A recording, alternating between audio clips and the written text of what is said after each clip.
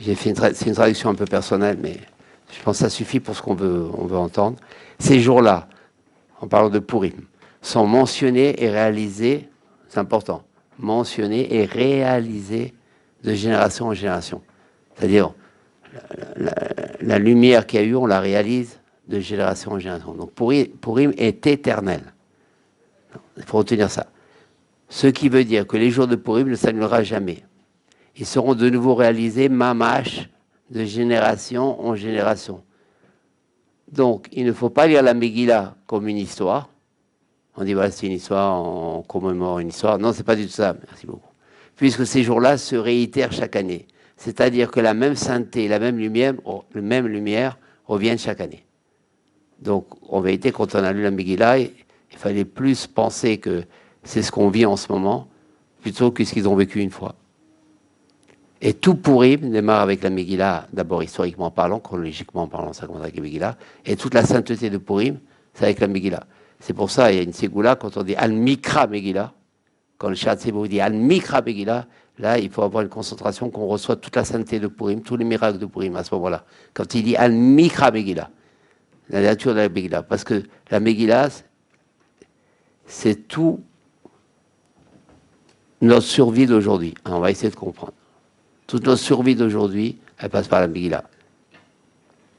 Même Pessah, qui a fait, tout commence avec Pessah normalement. Tout commence avec Pessah. Toute la Géoula commence avec Pessah. Et que s'il a dit à Rabbi Nachman dans une Torah, qu'en vérité, qui prépare Pessah? Purim. Ça veut dire, si on ne fait pas Purim comme il faut, la massa qu'on mange, c'est de la farine. Bon, c'est sûr, on aimait quand même la mitzvah.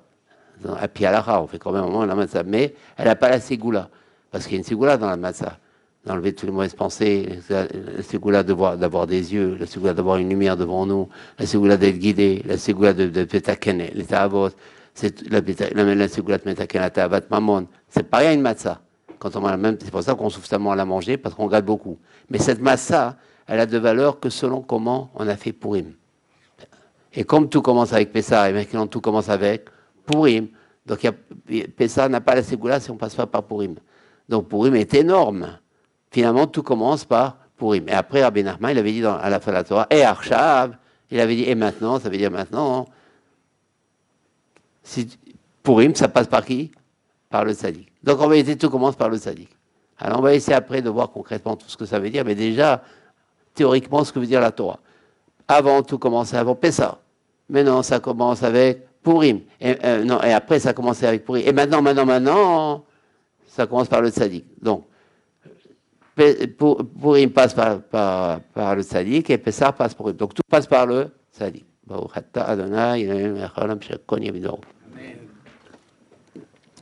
Donc, Purim est éternel.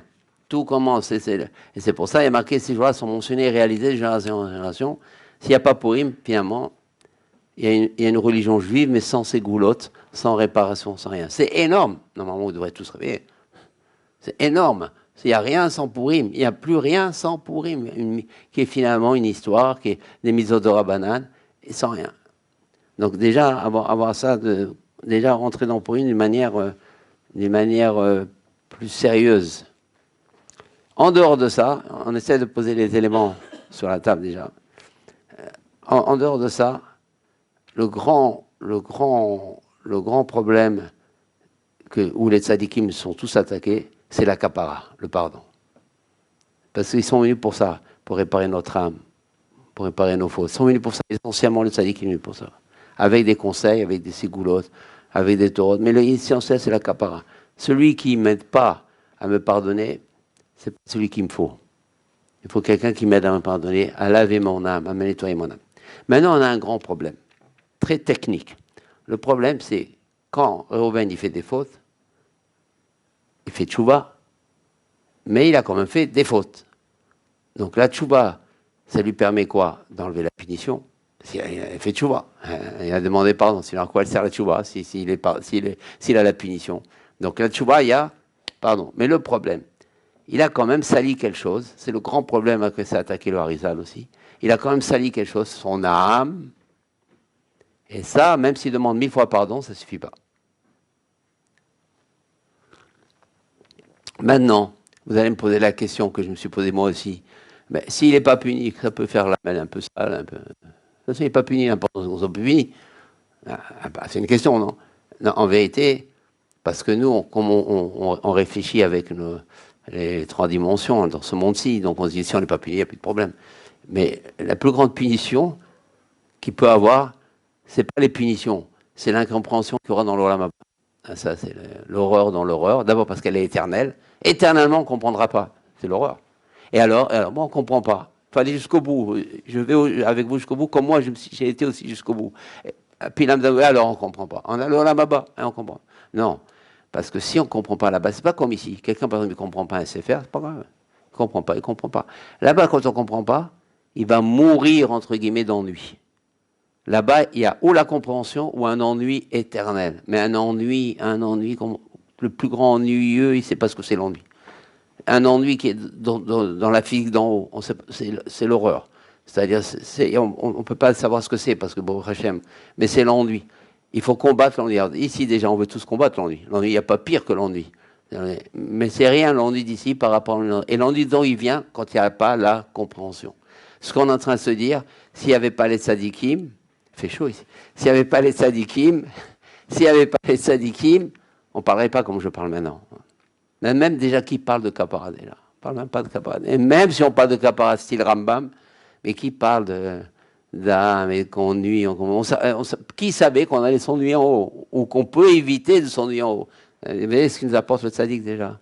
Il faut déjà faire descendre ça déjà. L'ennui d'en haut. Et cet ennui, il vient quoi? À cause de la faute. Il y a la faute, il y a une tâche. Cette tâche-là, les millions de jeunes et tout, ils ne l'enlèvent pas. Aujourd'hui, ils ne l'enlèvent pas. Ils font quelque chose, mais ça n'enlève pas. Donc comment on va arriver, comment on sortir? La Gemara, elle pose ce problème dans Yoma. Et pour s'en sortir, quelle est la solution? Maintenant, sans rentrer dans la Gemara, on nous pose le problème. C'est bien qu'on discute comme ça fait rentrer les mouchines. Voilà, c'est vrai, maintenant il y a une tâche. J'ai endommagé quelque chose, ça je demandais pardon, mais je vais m'ennuyer, parce qu'il y a quand même la tâche de la faute. Dès qu'il y a tâche, il y a ennui. Voilà. Donc à chaque faute, c'est des grammes d'ennui d'en haut. Même après, il y a tout, tout. Kippour, il enlève la punition, il n'enlève pas l'ennui. Il n'y a pas comme l'ennui d'en haut. Donc il faut pas qu'il n'y ait jamais un ennui d'en haut. Normalement, c'est un délice dans 120 ans. C'est un délice. Alors comment on peut faire? La seule solution, c'est qu'il n'y ait plus de faute. Mais comment? Il y a eu faute. Non, on va l'inverser en mitzvah. C'est la seule solution.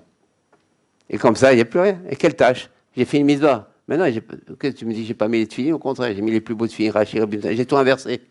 C'est la seule solution. Inverser le pas bon en bon. Donc il n'y a pas d'autre solution que ça. C'est à ça que sont attaqués les tzadikim.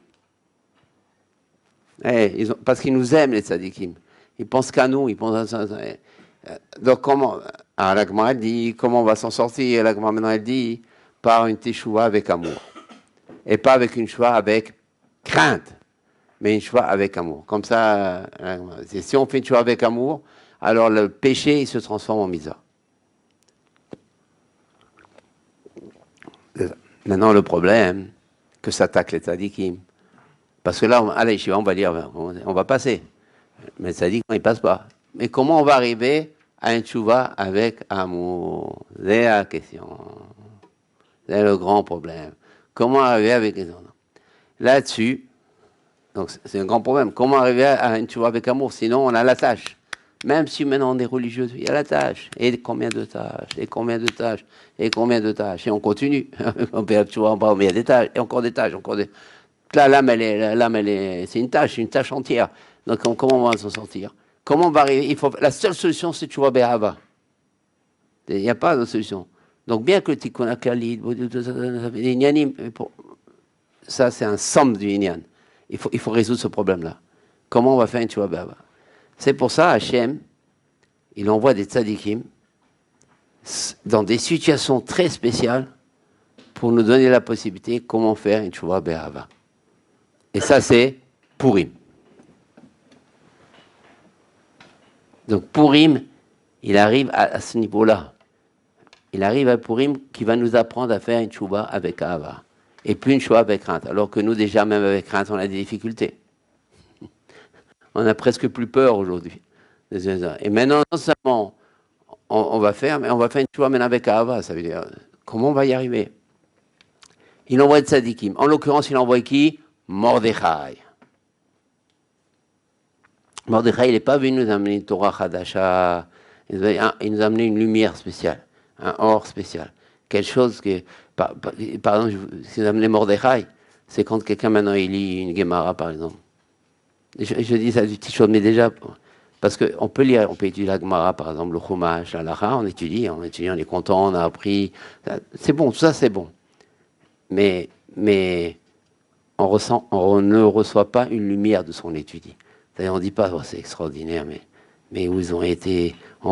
Les choses qu'on croyait insignifiantes, maintenant, elles deviennent importantes et capitales. Des textes qu'avant qu'on lisait, que bon, c'est. Par exemple, on lit des corbanotes, on lit sur les sacrifices, bon, il faut apprendre. Mais ça nous dit encore, maintenant, un hola, un khatat, ça nous parle. Quand ça commence à nous parler, là, ça se déclenche les choses. Et là, ça commence à tchouva be'ava. Comment? Comment Mordechai il a amené une tchouva avec amour, c'est-à-dire que la personne maintenant veut faire tchouva avec Dieu, mais c'est plus par la crainte, c'est parce qu'elle aime Dieu. Elle est arrivée, comment il dit, Ve'ahavta et Hashem Elokecha. On le lit comme ça, mais il faut réaliser, Ve'ahavta et Hashem Elokecha.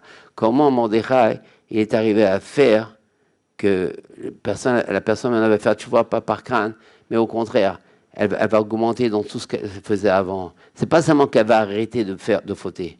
Elle va faire des choses qu'elle faisait pas avant. Elle a vu la grandeur d'Hachem, elle a vu la beauté d'Hachem, la bonté d'Hachem, mais elle est stimulée à faire des choses qu'elle faisait jamais avant. En dehors de l'arrêt de la faute. Elle augmente. Par la faute, au moins, elle va augmenter. Et ça, tous ces péchés qu'elle a fait après, ils vont se transformer en misot. Comment il est arrivé, Mordechai, à faire tout simplement qu'on aime Dieu? Et nous, comme on n'a pas réussi à le faire par la galoute, par toute l'assimilation, cet amour de Dieu, il est allé nafoul chez les autres nations. C'est pour ça qu'il parle beaucoup d'amour de Dieu. Il parle beaucoup plus que nous. Quand il parle de l'amour... D'ailleurs, sur quoi il nous critique? On ne parle jamais d'amour. Non, mais on entend. Non, mais vous ne parlez jamais d'amour. Jamais on vous parle d'amour. Il n'y a pas l'amour. Et ils ont exploité ça pour faire ce qu'ils ont fait. Et c'est allé chez eux, pourquoi? Parce que nous, on ne l'a pas capté. Il n'y a pas eu cet amour. Mais on n'aurait jamais eu ce qui est eu. Donc, quelque part, indirectement, tout ce qui se crée dans le monde, c'est parce que nous, on ne le capte pas en chemin. Et ça va ailleurs. Et ils ont parlé d'amour, et tout est basé sur l'amour. Et un amour complètement nafoul, puisqu'il est tombé chez eux. Donc, il est nafoul. C'est pas un amour pur, il ne vient pas du Shoresh. Et ça a entraîné, les pogroms, ça a entraîné les autodafés, ça a entraîné les croisades, ça a entraîné les camps, ça a entraîné tout ça. Cet amour-là, on veut que nous, on n'a pas capté. Cet amour de Dieu, parce que s'il n'y a pas un amour de Dieu, il n'y a plus d'amour, il n'y a pas vraiment un amour, il va ailleurs. Et quand il va ailleurs, il est sali. C'est un amour de Dieu fanatique, un amour de Dieu qu'on sait ce que ça veut dire, et ça va même aujourd'hui, jusqu'à les guerres pseudo-saintes, et ça va jusqu'à sont prêts à faire ce qu'ils font, mais parce que justement, c'est un amour qui est tombé. Donc en vérité, c'est de chez nous. C'est de chez nous. Tout ça, c'est nous qui avons indirectement donné à boire. Et les clipotes, eh bien sûr qu'elles vont boire, elles vont se nourrir de ça. C'est Prinat Amalek qui se nourrit justement de... Amalek, il ne peut pas se nourrir de la Kedusha. Il se nourrit d'une Kedusha qui est inversée, une Kedusha qui est tombée. Alors, il boit. Il mange. Donc, on revient au problème, comment maintenant arriver à aimer Dieu. Et ça, si on arrive au moins déjà à avoir une saga de ça, au moins Purim n'est pas passé comme ça. Et c'est ça.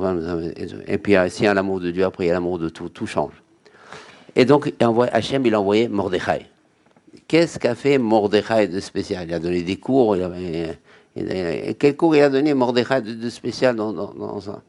Qu'est-ce qu'il a fait de spécial? Ce qu'il a fait, Mordechai, c'est d'abord, qu'est-ce qui est écrit dans la Megillah? Dans la Megillah, il y a écrit, grâce à leur jeûne et à leur prière, ils ont été tout mis à pair. Ça veut dire, l'histoire, quand on lit l'histoire de Purim, c'est une histoire.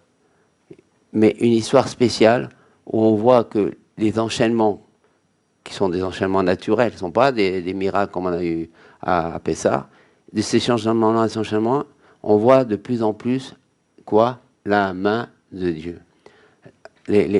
Beaucoup demandent pourquoi on ne dit pas, comme on dit Mishenichnas Adar, Marbim Sifra, pourquoi on ne dit pas Mishenichnas Nissan, Marbim Sifra. Nissan, il y a eu encore des plus grands miracles. Alors on devrait être encore plus joyeux que Adar. Donc pourquoi on dit seulement sur Adar, on ne dit pas sur Nissan?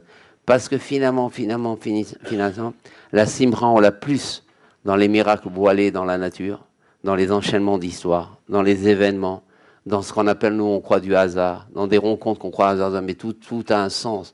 Mais chaque chose qui se passe, par exemple, tout ce qui s'est passé depuis qu'on est arrivé, depuis qu'on a fait m'arriver, il y a pas tout ça, c'est des inanimes, divins, très profonds, et chacun doit apprendre des choses de ça. Tout. À plus fort, l'histoire de Purim, qui est des choses où normalement c'était la fin de la fin, mais ça a été mis à pair. Donc c'est pas une histoire, on voit dans les enchaînements. Hachem nous a amené une histoire tellement extraordinaire. Après, on donnera quelques petits détails peut-être, tellement extraordinaire que certainement on voit de là la main de Dieu. Mais ça, c'est grâce à quoi? Grâce à Mordechai, par les jeunes et par les prières qu'il a fait, qu'Hachem a été mis à pair, parce que sinon on ne voit pas la main de Dieu si ça finit mal, on est la main de Dieu. C'est quand ça finit bien que c'est la main de Dieu. Donc là, on voit la main de Dieu, ça vient à pair. On a vu la main de Dieu. On a vu combien Dieu, finalement, tout ce qu'il a fait, Vashti, la Séouda, tout, que maintenant, en plus, Aman, beaucoup de choses à parler là-dessus. On n'aura peut-être pas le temps de parler vraiment sur les détails, mais comment Aman, il a conseillé de tuer Vashti, finalement, ça a été la perte d'Aman. Son conseil à lui, finalement, ça a été la perte d'Aman. Lui, il croyait, tout ce qu'il croyait, ça a été colmé à pair. Donc, quand on voit la main de Dieu dans chaque chose, la bonté de Dieu, mais c'est sûr qu'une personne, c'est comme par exemple, il y a Reuven et Shimon. Reuven, il voit que Shimon il s'occupe de lui. Il voit que il est toujours prêt à lui l'aider, tout ça. Mais c'est sûr qu'il va l'aimer. Parce que qui on aime? Celui qui s'occupe de nous, celui qui s'inquiète de nous, celui qui se soucie de nous, celui qui pense, tiens, maintenant, c'est celui qu'on aime. L'amour, il est là, l'amour. L'amour, quand on voit, il est là, il est toujours là, il est toujours là. On aime. On voit combien d'efforts il fait, combien il se sacrifie pour nous, combien. Donc Reuven, quand il voit ça chez Shimon, qui se sacrifie, c'est sûr qu'il va l'aimer. C'est là qu'on va aimer. On va aimer dans l'exemple, dans l'acte, dans la pratique. Donc quand on va voir maintenant Hachem, qui a tellement, dans ce Purim, il a été tellement mis à pair. Mais cette ségoula là maintenant, va nous permettre à nous aussi dans notre vie de voir comme ça aussi. Et si on fait Purim comme il faut, et si on va les conseils qu'on va donner tout à l'heure, eh bien on va aussi dans notre vie la même chose. On va enfin voir la main de Dieu. Et si on voit la main de Dieu, c'est sûr qu'on va l'aimer. Et si on va l'aimer, alors on va dire, mais comment j'ai pu fauter? Mais comment j'ai pu faire ça? Mais qu'est-ce que je suis ça? Mais je suis un fou d'avoir fait ça. Quelqu'un qui me fait tellement du bien. Quelqu'un que depuis ma naissance, comment il m'a aidé là? Comment il m'a aidé là? Parce qu'on ne sait plus, même entre amis, on ne sait même plus ce que c'est être reconnaissant. Et Hachem, quand il avait dit à Moshe Rabbeinu, même pas tu frappes avec le bâton dans l'eau, etc., pour le Nil, un bâton. Il a dit parce que finalement l'eau elle t'a sauvé. Tu vas pas frapper l'eau, mais l'eau c'est inerte, c'est rien. Et quand même, comment Hachem attache de l'importance à la reconnaissance. Pourquoi il attache tellement? Kaviachol, j'ai dit Kaviachol, donc je peux me permettre de dire la suite. Hachem, il est intéressé. C'est pas simplement être reconnaissant de la morale. Pas la morale, c'est être reconnaissant. Avec de l'eau, reconnaissant. Tout le monde demande cette question, reconnaissant avec de l'eau. Parce que non, on peut comprendre, il y a des réponses. Non, mais la réponse, à mon avis, elle est tout autre. Personnellement, comment je comprends? Pourquoi Hachem, il a dit à Moshe, ne le fera pas avec l'eau, parce que tu as sauvé l'eau. Parce qu'Hachem, il nous a dit, il veut nous apprendre la reconnaissance envers lui. Il veut qu'on l'aime. Tout le but d'Hachem, il veut que tu l'aimes. Pour ça, si tu l'aimes pas, alors toute cette création, tout ce qu'il fait, tout c'est pour de l'amour. Et comment il fait? Il décide déjà pour de l'eau. Et comme on doit être reconnaissant, est-ce que l'eau nous a créés? Est-ce que et à plus forte et ça c'est la réponse pour la plus amitide. Donc ce qu'il veut Hachem, c'est qu'on l'aime. Et nous on se pose jamais tellement cette question, parce qu'on a un judaïsme qui est un peu biaisé. C'est un judaïsme qui n'est parce qu'il n'y a pas le tzaddik, il n'y a pas le roi du tzaddik. S'il n'y a pas le roi du tzaddik, il n'y a ni l'amour, ni même finalement la crainte. Mais en tout cas, il n'y a pas l'amour. Et cet amour, ça, il nous le donne le tzaddik. Donc qu'est-ce qu'il fait Hachem? Il nous amène un Purim, apparemment Purim tellement extravagant. C'est une histoire un peu quand même extravagante, où on voit là la main de Dieu, et là on voit qu'on peut aimer Dieu. Et c'est pour ça, cette reconnaissance envers Dieu, c'est ça qui va donner la joie. Comment Dieu il est là. C'est pour ça. Et on comprend. Donc maintenant que pourquoi on a dit au Sinaï, les enfants d'Israël ont reçu la Torah de force, la montagne sur la terre. Quand on dit la Torah là-bas, qu'il n'y ait pas de faux chat, on parle de la Torah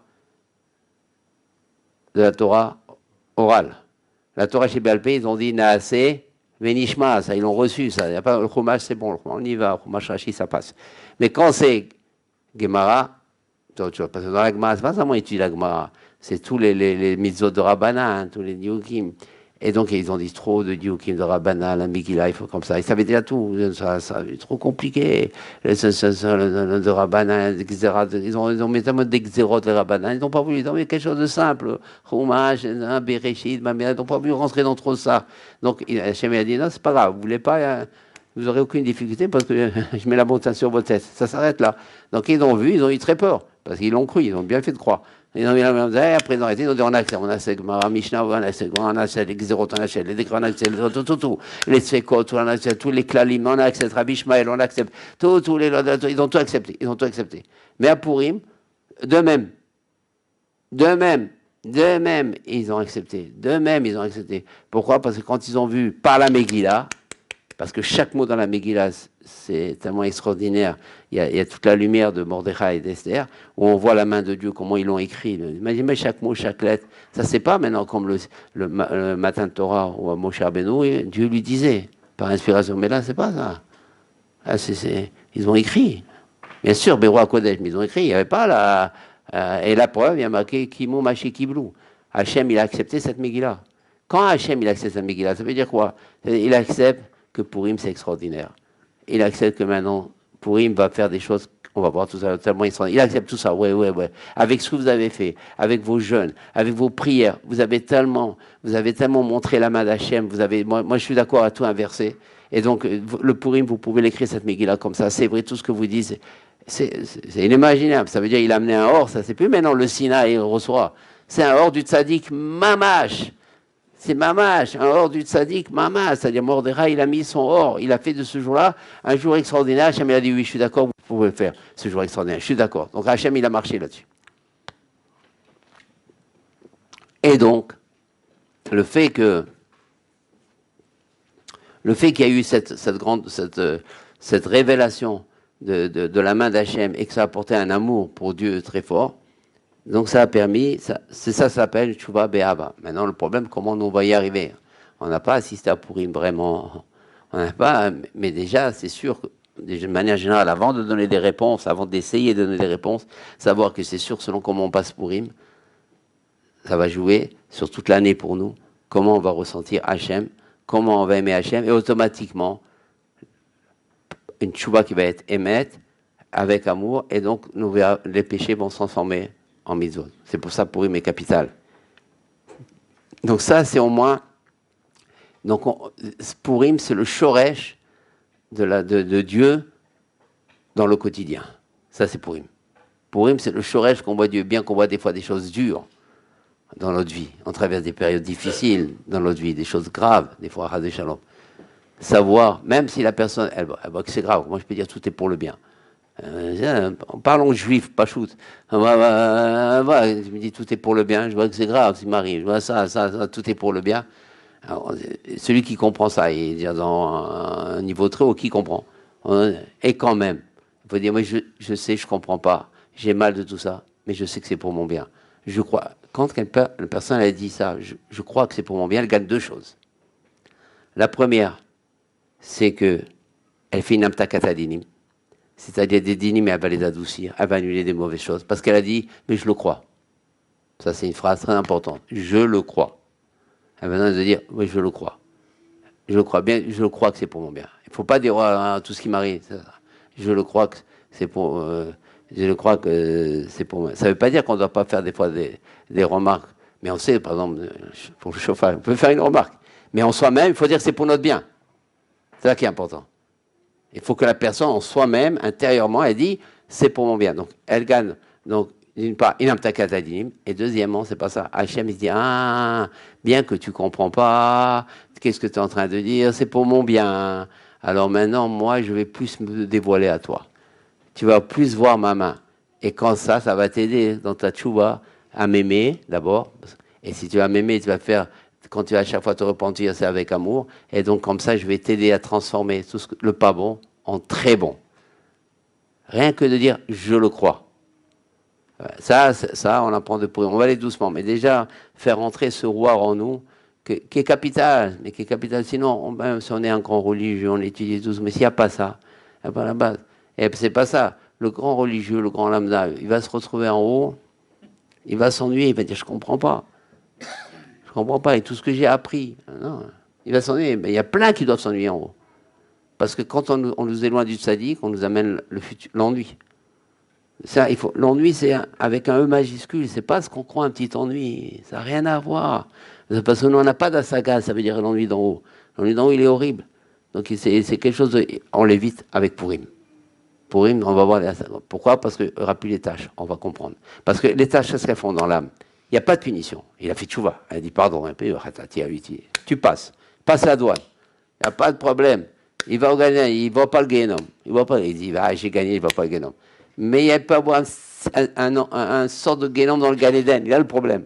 Il va rentrer, et dire, de quoi il parle, je comprends. Et commence l'horreur. La honte et l'horreur. Pourquoi? Pourtant, il n'est pas puni. Parce que la tâche qu'il y a sur l'âme, elle lui ferme. Il ne comprend rien. Tout ce qu'il dit là-bas, il ne comprend rien. Parce que là-bas, c'est la jouissance, c'est la compréhension. C'est le date. Toute la jouissance là-bas, c'est de comprendre. Une des compréhensions, par exemple, qui est très belle, je n'ai pas visité dans 20 ans, mais c'est ce que je crois comprendre.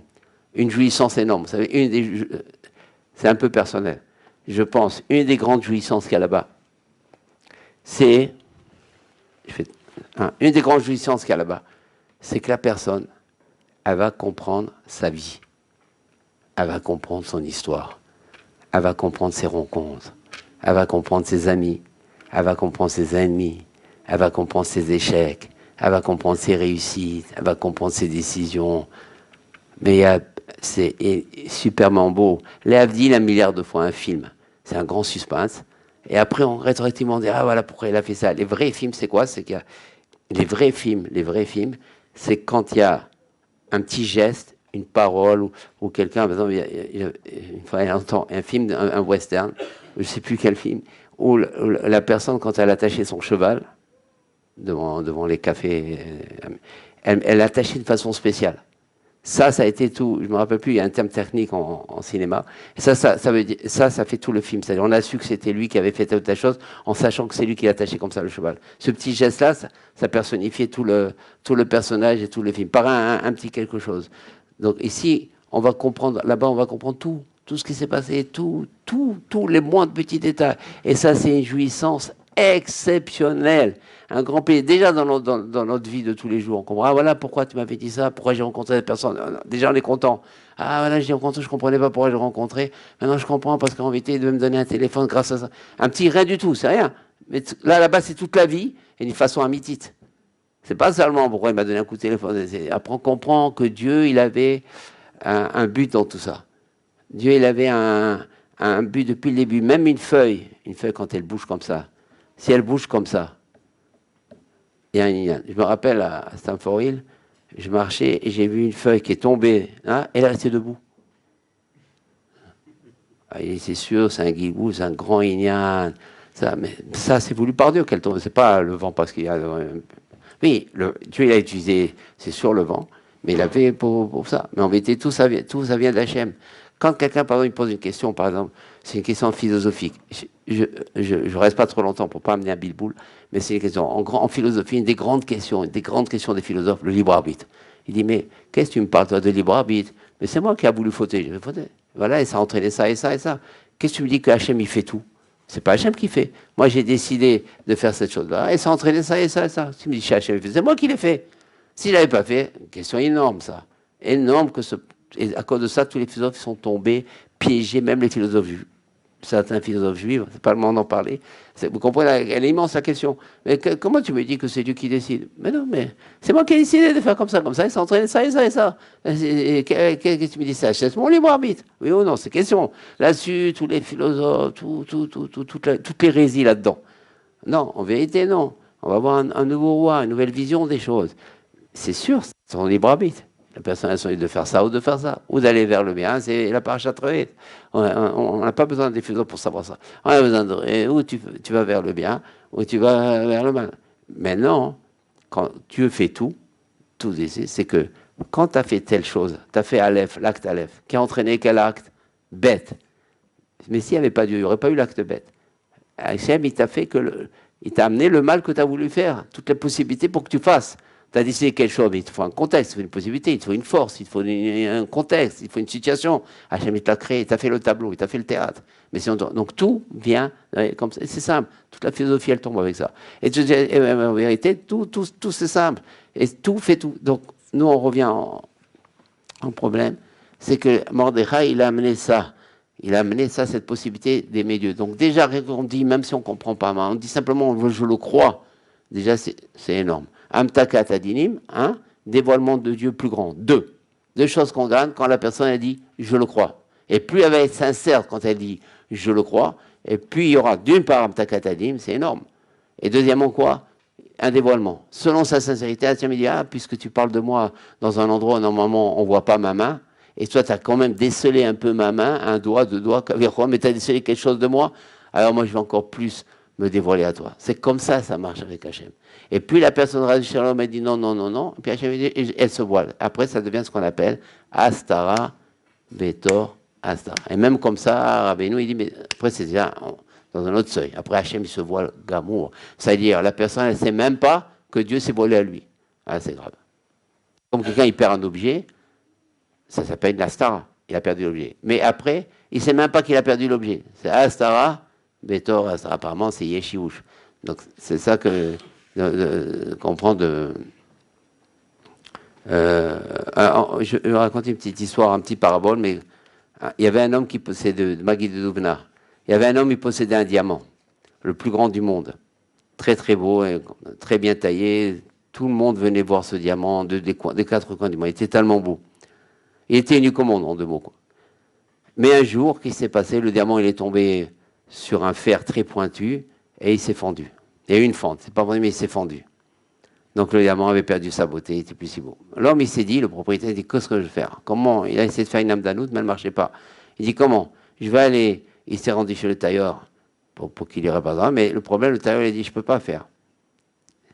Il dit, on ne va pas mettre de la colle sur un diamant. La seule possibilité, il reste de le tailler. Mais si on le taille, il va perdre sa symétrie, il ne sera pas comme il devrait être. Donc, il faut le retailler entièrement. Mais alors, le diamant deviendrait forcément beaucoup plus petit. C'est-à-dire, il enlèverait toutes les failles. Comment faire? Ça, c'est le Magui de Douvna qui raconte. Ça ne s'est pas passé, c'est une parabole. Va alors un grand bijoutier qui dit à l'homme, c'est pas un problème. Il faut prendre, c'est un grand Essos qui donne, je vais t'arranger le diamant. Apparemment, comment il va l'arranger? C'est physique, c'est matériel. Que fit-il? Là où il y avait la fente du diamant, il grava un très bel arbre en miniature, et il utilisa la fente pour faire le tronc de l'arbre, et grava ensuite des feuilles, des fleurs, et cela devint quelque chose de très spécial. Donc le diamant, il ne fut ni recollé, ni retaillé, et la fente elle-même, elle devint un bijou mamache. De la même façon, lorsqu'un homme fait une tchouva avec amour, il déclenche une physique divine qui a le pouvoir d'inverser les fautes en mérite. De la même manière qu'il a inversé le diamant, qui était plus réparable, en quelque chose d'encore plus beau qu'il était avant. Donc le diamant qui avait la fente, c'est le péché. Et comme il dit, il a fait encore plus beau. Pareil, la personne, elle gagne des mitzvot grâce à sa tchouva avec amour. Et vraiment, elle se fait cette tchouva avec amour. C'est un cadeau, c'est un cadeau divin. Mais on peut avoir déjà un peu des sensations de tchouva par amour. On peut l'avoir. On peut l'avoir, comme par exemple un exemple, comme j'ai dit, quand on étudie, on commence à se rendre compte comme c'est beau, comme c'est grand ce que dit tel Tana, un mot, ça commence. C'est plus qu'on étudie comme ça, c'est plus qu'on s'arrête. C'est qu'on va dire, mais il y a une lumière.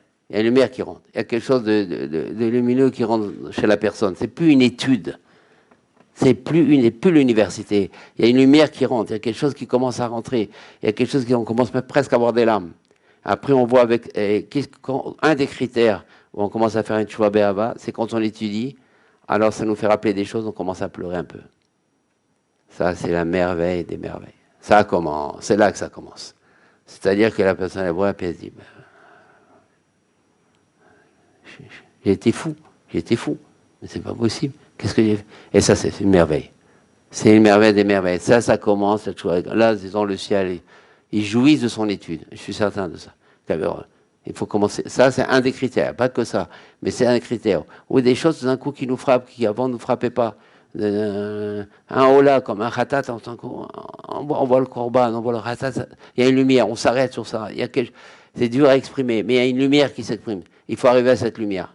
Et ça, évidemment, il faut être beaucoup charot sadique. On va voir un peu à peu.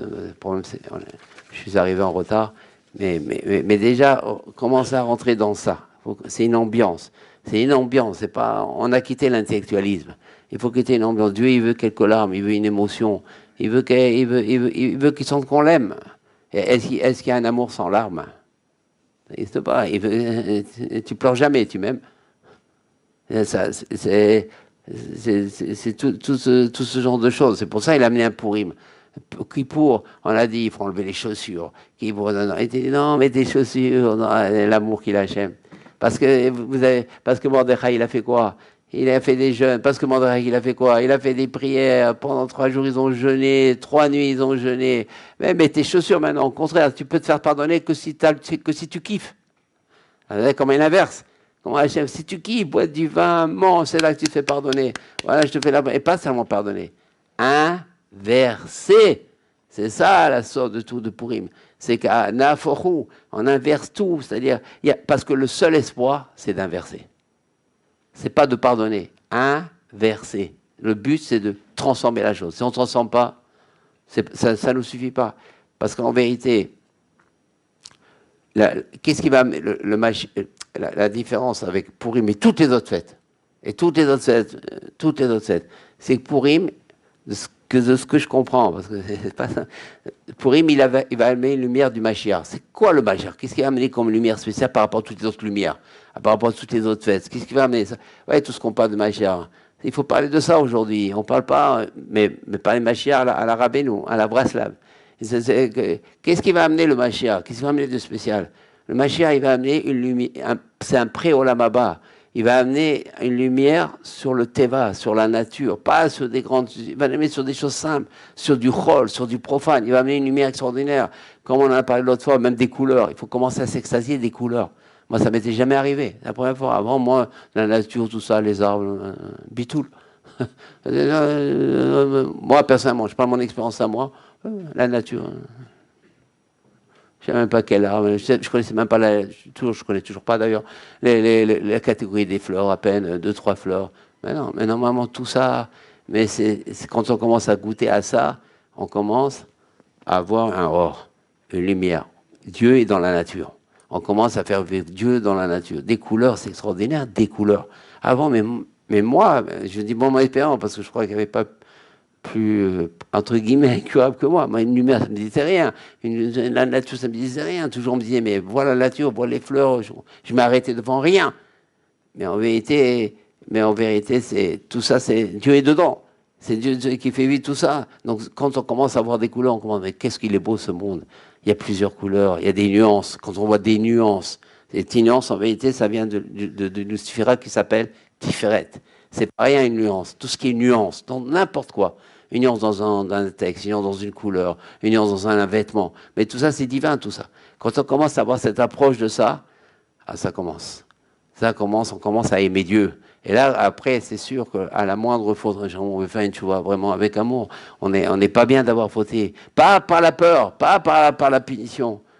Parce qu'on sait de toute façon, il n'y aura pas, on va faire pardon. Finalement, il n'y a pas la punition. On va demander pardon sincèrement, on ne l'a pas fait exprès. Même si on l'a fait exprès, on demande quand même pardon. Mais on ne l'a pas fait pour se disant on va demander pardon après. Ça c'est autre chose. Etc. Donc on sait qu'on sera pardonné. Et quand même on est travaillé. Ça nous fait, parce que on aime Dieu d'avoir fauté. Donc tout ça, c'est un début on n'est qu'à la première page. Et c'est pour ça donc ils ont choisi la Torah avec... maintenant, c'est sûr, en dehors maintenant d'avoir fait un bon Purim, en dehors de dire je le crois, une personne maintenant elle doit avoir des yeux amétites, elle doit réfléchir sur sa vie, elle doit savoir quand un des critères, j'essaie de donner des critères pour nous aider, un des critères où une personne elle commence à avoir un œil émette, Un œil, ça s'appelle ditbounenu, c'est-à-dire un œil sur sa vie, émettre.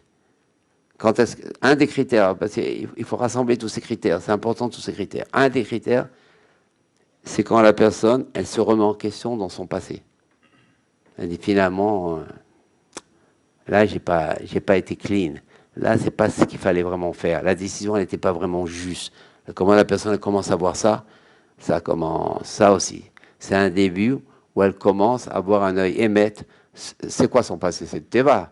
Il n'y a aucune différence entre un arbre, des fleurs, un fleuve et un passé. Tout ça, c'est du rôle, c'est du profane. Une décision, j'ai décidé de faire tel examen, j'ai décidé de faire telle profession, c'est la même chose qu'une fleur qui pousse.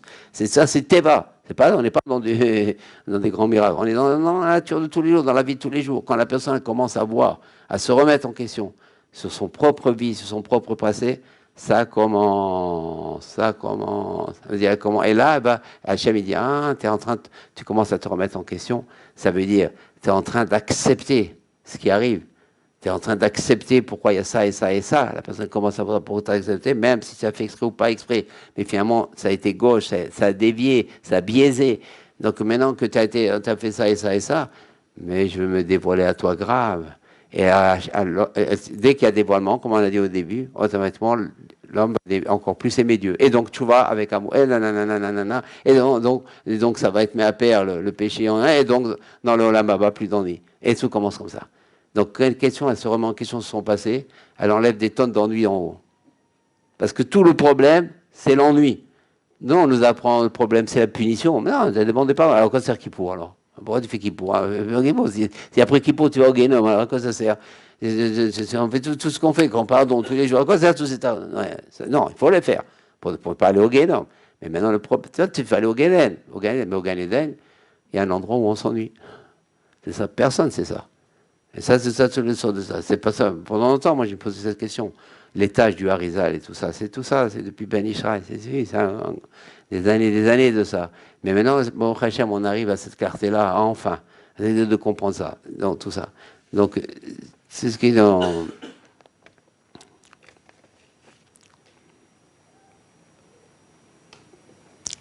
Donc, quelqu'un, s'il faut qu'il ait le regard émettre, il faut qu'il commence à voir, et pas qu'il fait toujours critiquer les autres, qu'il doit se voir déjà lui-même, qu'il doit se regarder lui-même, se remettre en question lui-même.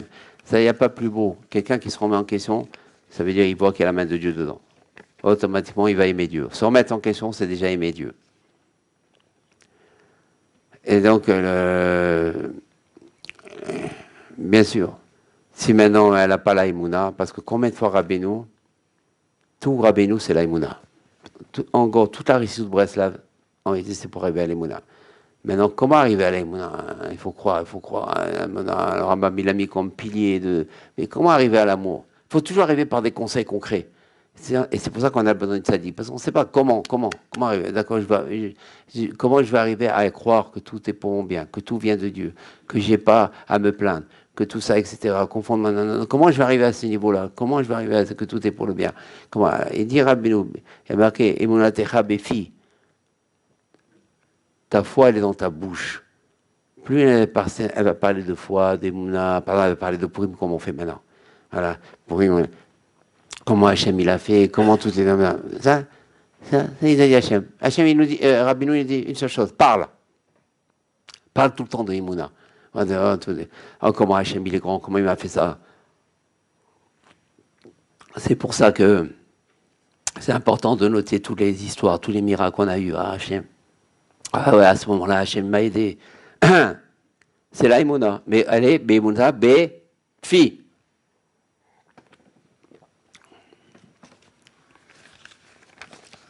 Donc ça, c'est le conseil. Il faut parler beaucoup de Emouna. Mais pas... C'est pour ça, les discussions qu'on doit avoir, c'est des discussions de Emouna. Quand il y a Sirat Ravim, quand il y en a. Quand il y a Sirat Ravim, évidemment, vous êtes basé sur la Emouna. La Emouna, parce que dès qu'il y a Emouna, il va y avoir des dévoilements. Et après, on pourra plus connaître l'autre et l'autre pourra plus nous connaître. Parce que la Sirat Ravim, elle est capitale. Parce que c'est là qu'on va... Quand il y a Sirat Ravim, une des ségoulas de Sirat Ravim, c'est que ce soit une discussion que Reuven il parle à Shimon, sur un Inyan, ou que Reuven raconte quelque chose à Shimon, même une histoire, pas forcément un bureau, pas seulement un truc profond. Il raconte, il dit, tiens, il m'est arrivé ça et ça, non, non, non, non. La personne maintenant va voir, tiens, elle va voir quelque chose dans l'événement, elle va se relier peut-être avec elle, elle va comprendre maintenant pourquoi Dieu lui a donné ça, et elle commence, elle va dévoiler Dieu. Une histoire, c'est un dévoilement de Dieu. Tout doit être un dévoilement de Dieu. Tout. Ça, il faut arriver à ce niveau-là. Tout doit être un dévoilement de Dieu. Tout doit être voilà, une histoire. Ça. C'est pas forcément des birourim. C'est pas forcément surtout les birourim, il faut savoir les faire. C'est pas évident un birour. Mais simplement une histoire, raconte, il m'est arrivé ça, et on le relie à Dieu, automatiquement, on va quelqu'un, il dit le Bachem Tov. Des fois, Réoben, il raconte une histoire rien que pour Shimon. Lui, Réoben, il croit pour se défouler. Mais en réalité, c'est pour Shimon qu'il raconte. Parce qu'Hachem, il a envoyé Réoben, qui lui raconte une pour que Shimon, parce que il n'arrive pas à voir quelque chose dans sa vie. Encore, c'est bloqué sur un lien. Maintenant, il a une histoire, il entend Réoben qui va lui raconter une histoire. Il dit, maintenant j'ai compris pourquoi. Mais combien de fois on voit ça? Et Dieu, il se dévoile encore plus. Il dit, voilà, il a capté l'histoire, il n'a pas dit c'est une histoire comme ça. Tout est comme ça. Il n'y a rien de hasard. Il faut parler de Emouna, il faut parler de foi. Et ça, on l'a avec le tzaddik. Et le tzaddik, en plus, quand il voit qu'on parle de foi, lui aussi, il est dans le ciel. Comme on l'a déjà dit plusieurs fois, c'est sûr qu'il faut chercher il faut chercher la foi. Donc parler pour tout ce qu'on tous les miracles qu'il y a eu dans notre vie, etc. Tout ça. Ou par exemple, on traverse une épreuve. Et je vous le donne en vrac, parce que j'ai pas eu le temps, mais tout ça, c'est des sodotes. Pardon, il y a une épreuve. Réoven, il traverse, le pauvre, il traverse son sort. Réoven, il traverse une épreuve. Et en plein milieu de l'épreuve, il y a une petite récréation. Ça arrive. Il y a un petit... Ou un arrêt de l'épreuve momentané, ou quelque chose de bon qui lui arrive quand même, qu'il n'a pas d'habitude, qui lui redonne le souffle pour continuer. Et là, quand la personne, elle voit ce réveil, elle capte. Elle dit, finalement, heureusement j'ai eu ça. Heureusement, ça ne suffit pas, heureusement. Il dit, comment Hachem il fait pour que je tienne? Il m'a amené ça. C'est sûr, Hachem, qu'est-ce qu'il fait? Il lui enlève l'épreuve. Il enlève parce qu'il a capté. Il enlève l'épreuve. Hachem, ce qu'il veut, c'est qu'on l'aime. Tout ce qu'il nous envoie, c'est parce qu'on ne l'aime pas suffisamment. Tous les problèmes, c'est ça. C'est aimer. Bien que des fois, on traverse des choses très dures, des moments très durs, c'est des choses d'Hachem. C'est des choses d'Hachem. On dit, on le croit. On croit à Saint-Louis. Bien que c'est très dur, il ne faut pas jouer le jeu. Non, c'est dur. C'est dur. Et certainement, bien que je ne ressens pas le Gamzou les Tova, mais Hachem, il l'a dit, c'est marqué, alors ça aussi, c'est pour mon bien. Même que c'est très dur pour moi, mais s'il l'a dit, c'est marqué, Hachem, il ne demande que ça. Il ne demande pas qu'on soit des... Parce que arriver à l'amour, c'est un cadeau de Dieu. On ne peut pas arriver, nous, à l'amour, c'est impossible. Alors, comment? Mais si on fait ces petits efforts qu'on a dit, Dieu, il le donne en mamache, en cadeau. Nous, il dit, je crois, il dit, l'amour de Dieu, c'est comme la manne, l'Echem Mishné. Il appelle ça l'Echem Mishné. Il appelle ça l'Echem Mishné. C'est quoi l'Echem Mishné? C'est la manne, Hachem nous a donné la manne, ça l'Echem Mishné. Ça veut dire c'est un cadeau. Toi, tu ne peux pas l'avoir de tout ça, mais fais quelque chose avant. Et après, Dieu nous donne un cadeau. L'amour de Dieu, c'est un cadeau. Tout amour est un cadeau. Tout amour, parce qu'on est tellement loin. Le cœur est tellement fermé, bouché. Quand on aime, c'est un cadeau. C'est Dieu qui fait qu'on soit amoureux. C'est Dieu qui fait qu'on aime. C'est un cadeau. L'amour, c'est un cadeau. C'est trop extraordinaire, l'amour.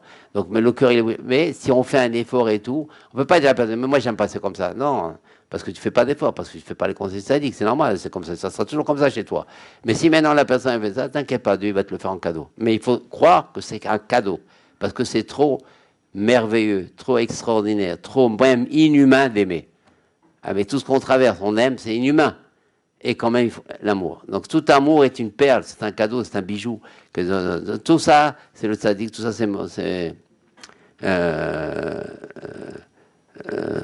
tout ça, c'est Mordechai. Donc, si la personne elle voit tout ça, c'est sûr qu'elle arrive à aussi un grand conseil, c'est déjà marqué dans un livre, je crois dans la vraie réussite, que pour voir la Hashgacha, être droit dans l'argent. Quand quelqu'un il est droit dans l'argent, il vole pas, il usurpe pas, il fait pas des... Il n'arque pas. Il est droit dans l'argent. Il est honnête dans l'argent. dans le maaser, il est honnête, dans tout ça, dans tout ce qu'il y a. Et il se travaille dans l'amour de l'argent. Il essaie de faire la zaka, il essaie de dépenser pour les choses qu'il faut dépenser. Il a un travail personnel, il prie, il fait des efforts. Il est dans un derrière, même s'il n'a pas encore, mais au moins il est dans le chemin. Hachem, il lui donne un cadeau aussi, qui voit l'Ashgara, il ressent l'Ashgara, il ressent Dieu dans sa vie, il commence à voir. Et donc ça va l'aider, encore une fois, grâce à ça, il va l'aimer, faire, tu vois, tout le même système. Tous les gens vont dans l'argent. L'argent, à chaque fois, quand il y a une ashgacha de donner de l'argent, généralement, c'est parce qu'Hachem, il veut que tu l'aimes. Donc il t'envoie par l'argent cette possibilité que tu tombes amoureux. Parce qu'Hachem, il donne un cadeau, c'est vrai. Mais comme on l'a dit, il faut ce qu'on appelle, il faut un réveil d'en bas.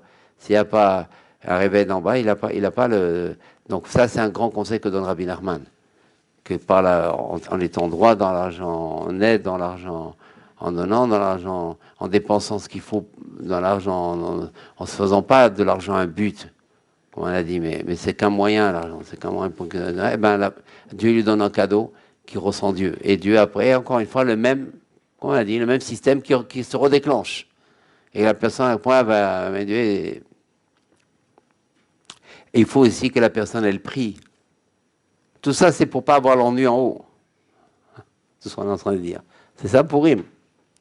Tout ça, c'est pour pas avoir l'ennui en haut. Et que vous dites pas un jour que je vous l'ai pas dit.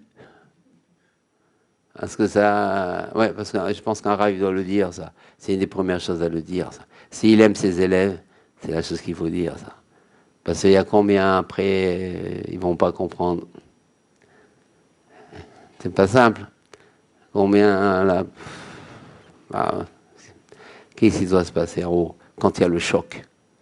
Il faut penser à ça. Si vous aimez les Juifs, vous devez avoir ça.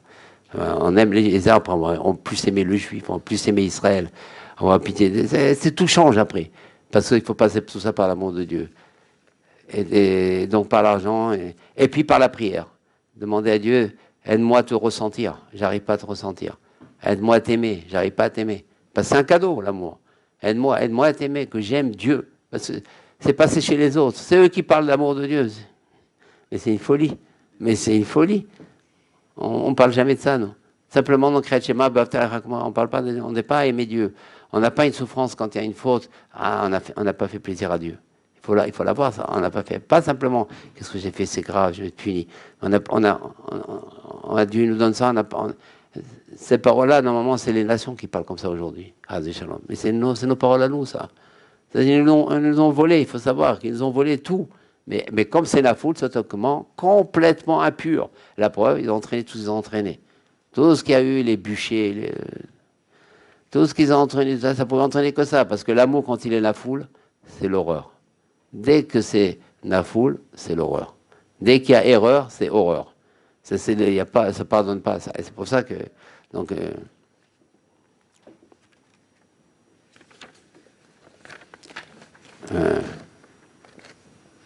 maintenant, c'est sûr, on avait déjà dit un peu dans la Torah 67, si vous vous souvenez, le tzaddik est Sodolam. Lui, il a les yeux, c'est lui qui a les yeux. On avait dit les couleurs, les 4 couleurs, la Torah 67. Donc, il avait dit, si une personne, elle s'inclut dans le tzaddik, mais ça, pas seulement, elle dit animé Koucha, pas seulement elle va au man, pas seulement elle se dit je suis brassable, c'est bien, c'est déjà très très bien tout ça, c'est extraordinaire, mais ça suffit pas. C'est-à-dire, on profite pas réellement du tzaddik encore. C'est-à-dire, quand est-ce que ça s'appelle Mekouchar au tzaddik? C'est pas seulement je suis Mekouchar, non. Quand est-ce que ça s'appelle Mekouchar au tzaddik? On l'a vu dans la Torah 67, quand la personne, elle allume tout son sechel, toute son intelligence devant le tzaddik. C'est-à-dire, il n'y a plus de raisonnement. Il n'y a plus aucun raisonnement. C'est pas qu'elle est d'accord avec lui, c'est bien, elle comprend, elle essaie de comprendre. Mais même si c'est le contraire de tout ce qu'elle pense, elle s'annule complètement. Ça, c'est beaucoup de choses. C'est beaucoup d'efforts. Que la personne, ça y est, elle n'a plus rien. Elle n'a plus rien. C'est comme... elle n'a plus ça. C'est pour ça, par exemple, devant les miracles de la nature, on a des épreuves et tout, mais on comprend. Je m'annule. Dieu, ce qu'il fait, c'est, même si je comprends rien, ça me fait du mal, parce que je suis pas encore au niveau du sadique, ça me fait tout ça, mais je crois que c'est pour le bien. Ça, c'est j'annule tous mes raisons, je dis pas, mais comment c'est injuste, combien de fois on entend, mais c'est injuste que j'ai ça. C'est des mots qu'il faut jamais dire, parce que c'est Hachem. Donc quand la personne, maintenant, elle s'annule, ça, elle s'annule à Dieu, et c'est pareil, ça annule au sadique, c'est-à-dire, même si elle comprend rien, même si elle est mamine complètement dans tout ce sadique, elle annule son intelligence, elle sélectionne pas. Le problème, c'est que pas. Et quand elle entend un conseil du tzaddik, eh ben, elle se dit, ça me parle, donc il faut que je change là-dessus. Pas, elle reste sur certaines choses, où elle dit, non, ça c'est mon caractère, je suis comme ça, ça. Mais pour ça, il faut aussi, parce qu'elle ne sait même pas, elle, sur quoi elle doit se travailler. Le problème aujourd'hui, c'est quoi? C'est qu'on est à Astara, c'est que la personne, elle ne sait même pas qu'elle a quelque chose à se travailler. Non, déjà, ce qu'elle doit se travailler, elle ne sait pas de quoi, mais elle ne sait même pas, elle est dans une Astara totale aujourd'hui. C'est pour ça que on croit qu'on n'est pas malade, on croit que ça va. Bon, on a, comme on dit, nos petits caractères. Et ça, c'est ça aujourd'hui. Quasiment tout le monde, c'est ça. C'est qu'elle a dit, non, moi j'ai mon petit caractère, c'est ça. Mais elle ne sait pas qu'en vérité, elle n'a encore rien vu d'elle. Elle ne sait pas où elle en est. La seule possibilité qu'on a, et là, aucune psychanalyse nous le montrera. Aucun psychanalyste, aucun psychologue, aucun thérapeute. Le thérapeute, il montrera dans notre passé ce qu'on a fait, là, ça nous a entraîné ça, qu'on a subi ça, et donc ça nous a mis un traumatisme, on a eu la famille comme ça, et donc, mais il ne nous dira jamais où on en est, mamage, personne. Le seul qui peut nous dire, c'est le tzaddik. Comment il peut nous le dire, le tzaddik? Si on s'annule mamage à lui. Il est là, mais mamage, pas on sélectionne, mais mamage à lui. C'est-à-dire que la personne, elle sait qu'elle va chez Rabbeinu pour vraiment changer. Et ça, vraiment, c'est la grande astara aujourd'hui. On a des difficultés énormes de prendre conscience que le problème, il est déjà chez nous. Avant de voir chez les autres, il est déjà chez nous. Qu'on a de grands, grands problèmes. Et dès au moins on est conscient, au moins qu'on croit qu'on a de grands, grands problèmes, déjà la moitié de la guérison est déjà faite.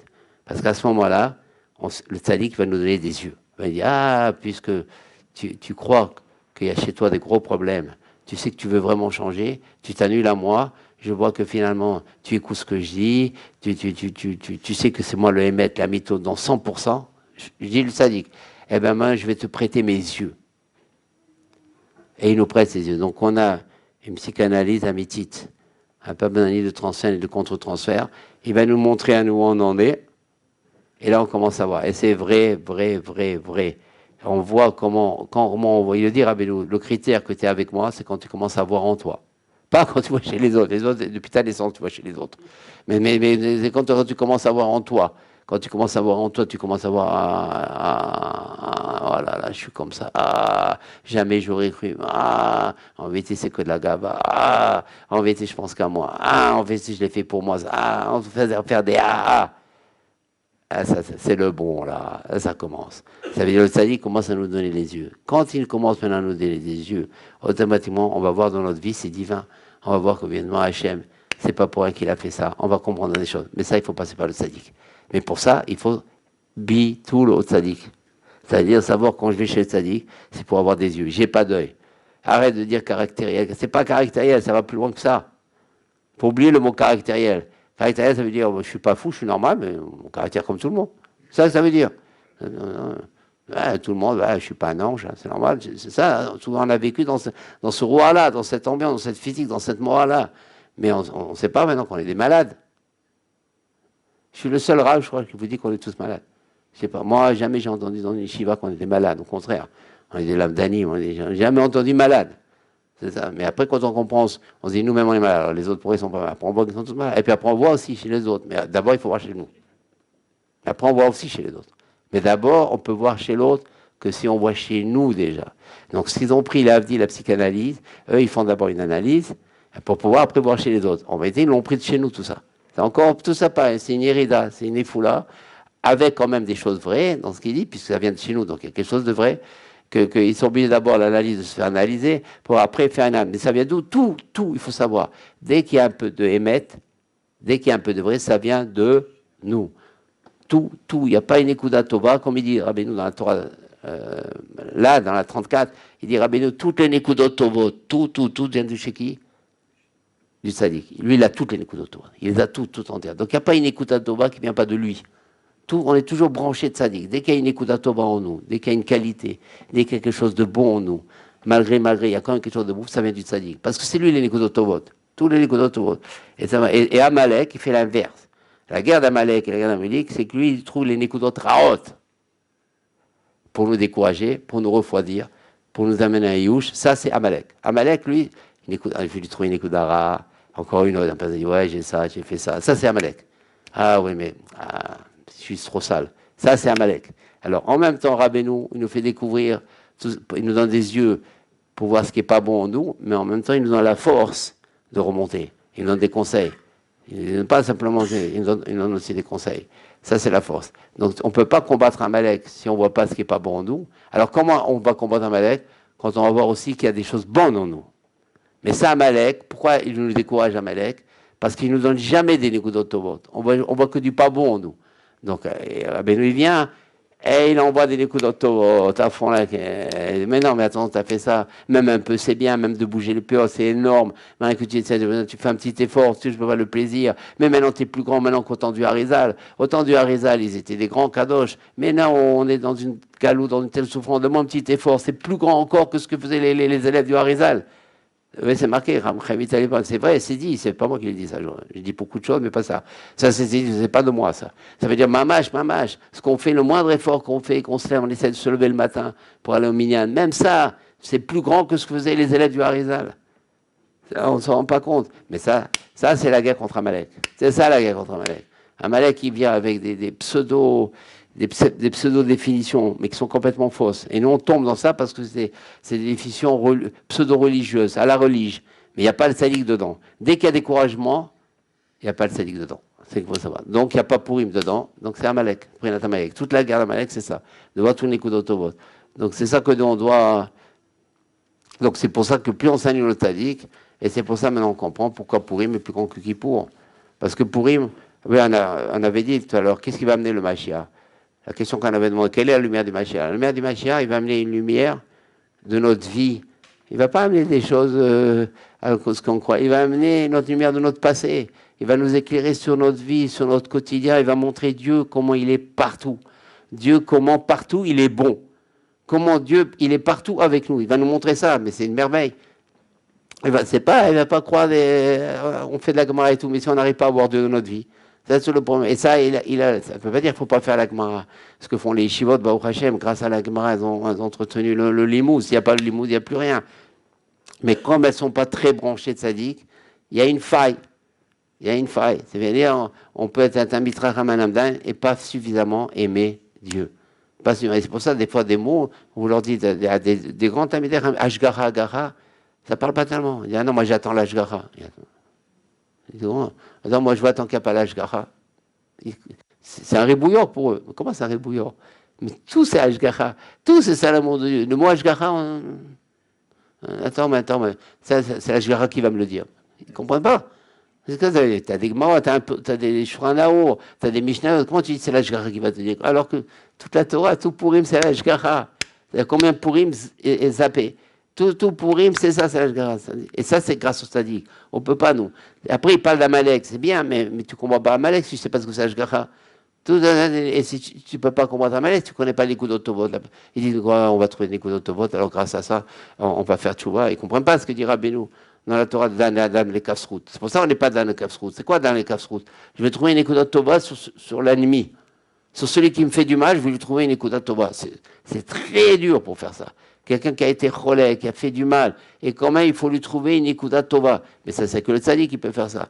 Il nous donne cet amour de Nikudat Tova. Avat Israël. Quel Avat Israël si tu ne trouves pas une Nikudat Tovot chez ton ennemi? Il n'y a pas d'Avat Israël. Avat Israël, c'est quand chez ton ennemi tu trouves une Nikudat Tova. Sinon, si tu dis c'est ton ennemi, tu trouves une Nikudat, tu marches avec Amalek. Amalek, tout son but, c'est de trouver les Nekodot Raot. C'est ton ennemi, tu vas le trouver des Nekodot Tobot. Il t'a fait du mal. Non, il est en train de parler contre toi. Il est en train d'amener le mal. Tu vas le trouver des Nekodot Raot. Ça, c'est Amalek. Et la logique, c'est comme Amalek. Il m'a fait du mal. Je vais parler du bien. Amalek, c'est ça. L'anti-logique, ça, c'est Rabbeinu. C'est-à-dire, c'est la vraie logique. C'est Dieu. C'est la vraie divine. Tout ça, c'est le roi de Purim. Et ça, comme ça, on passe Purim, on combat Amalek. Si on demande aux gens, c'est quoi Amalek? C'est ça. C'est les Nekodot Raot. Ah, ça, c'est Amalek. On a donné cette définition. On a tout dit sur Amalek. Donc, tout pourri, on pourrit Amalek. On frappe. C'est bien. Il faut continuer à frapper. Même en dehors de Purim. Hein. Frapper, on frappe, c'est sûr, Amalek, ça c'est pour le bien. Tout ça, c'est tout ce que font, tout ce que fait tout le monde, c'est toujours du bien. Ça, il faut le savoir. Mais ça pourrait être mieux, ça pourrait être plus efficace, parce que c'est urgent, il faut le détruire là. C'est urgent, urgent au niveau klali, urgent au niveau pratique. Nous aussi, on n'en peut plus. Donc il faut se trouver des écoutes. C'est pour ça, dans Hitbo des doutes, quand ça marche, il dira, mais non, quand on fait les doutes, on est joyeux. Comment on est joyeux? On a des avérotes et tout, on a fait le mishpat. Parce qu'on a trouvé des nekudot tovot. Et ça, il faut arriver dans Hitbo des doutes. Le but, c'est pas de s'incriminer. Le but, c'est de se trouver du bien en nous qu'on n'avait pas vu avant. Ça, c'est le but des doutes. Et là, on a fait la guerre contre Amalek. Il faut se trouver du bien. C'est pour ça, c'est Ratraverim. Tout le but de Ratraverim, c'est de trouver des Nekudot Tovot. C'est que lui, il va nous éclairer pour qu'on trouve, nous, des Nekudot Tovot en nous. Son or, il va nous éclairer à nous. Et lui, il va aussi avoir un or et un chat, Roser, que la personne, elle va trouver une Nekudot Tova chez lui. Tous les c'est Ratraverim, c'est pas pour abattre le Chaver, pour qu'il me sauve. C'est ça le problème. C'est parce que j'arrive pas à me sauver tout seul. J'ai besoin de lui. Je combats Amalek avec Simchat Raverim. C'est ça. Tout le but de Rabbi Nachman, c'est combattre Amalek. C'est ça. On dit, pourquoi tu viens Amalek. Mais Amalek. Pourquoi Amalek. Tout, c'est qu'Amalek. Mais il faut le percevoir. C'est quoi Amalek? C'est quoi ce Amalek? Et tout pour lui, c'est la guerre contre Amalek. C'est ça la guerre contre Amalek. C'est tout. Qu'est-ce qui s'est passé avec Shaul HaMelech? Shaul HaMelech, il a préservé donc un gang et il a préservé les meilleurs, il a marqué les meilleurs troupeaux. C'est important ce mot-là. Il n'a pas marqué il a préservé les meilleures bêtes. Les petites bêtes, mais les meilleures bêtes en bonne santé, le meilleur troupeau. Alors que Hachem, il a dit à Shmuel, je plus de souvenirs, mais il lui a dit, mais c'est les meilleures bêtes. Les Nekudot Tovot. Il a dit, mais c'est une prina de Nekudot Tovot. Alors, parce que maintenant, comment Amalek peut encore gagner? De croire que c'est une Nekuda Tova alors que c'est une Nekuda Ra. Ça va très loin, Amalek. Parce que même Amalek, il va se faire croire, mais non, que c'est une Nekuda Ra, mais c'est une Nekuda Tova. Il va croire ça, on va se tromper. Alors lui, croit que c'est une Nekuda Tova, c'est les meilleures bêtes. En vérité, c'est une Nekuda Ra. Parce que Amalek, c'est dans tous les sens. Et des fois dans les coups d'autovot, et des fois des coups d'autres qu'on croit, des coups d'autovot, on met des coups d'autovot. Même ça, il faut la détruire parce qu'elle est rare. Lui, il a pris le meilleur troupeau, il a gardé Shaul HaMelech, il pense que c'est le meilleur troupeau, mais c'est le coup de rare. Puisqu'Hachem t'a dit détruit, ça veut dire c'est du rare.